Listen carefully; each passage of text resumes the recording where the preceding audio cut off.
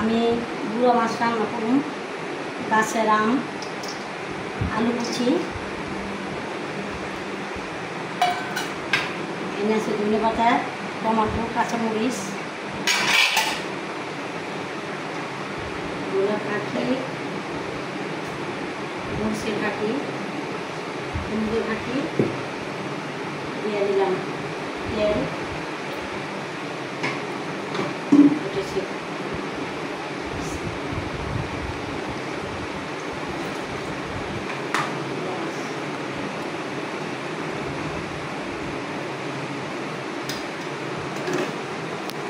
গুঁড়ো মাছটা কাঁচা আম দিয়ে আমি দিনে চৈত বৈশাখী জ্যৈষ্ঠ এলে আমার মায়ের গুঁড়া করতো।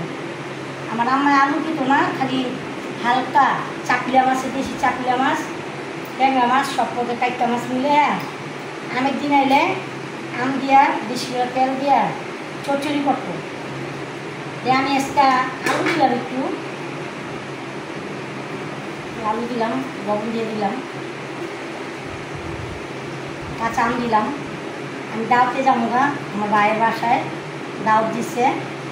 এই যে বাইলা মাছ আছে, পুঁটি মাছ আছে, ট্যাংরা মাছ আছে, দেশি চাপিলা আছে, এই যে দেশি চাপিলা, কাঁচা আম দিলাম, চচ্চড়ি। এই পানিতে দেবো ইনশাল্লাহ। ভালো থাকেন, সুস্থ থাকেন।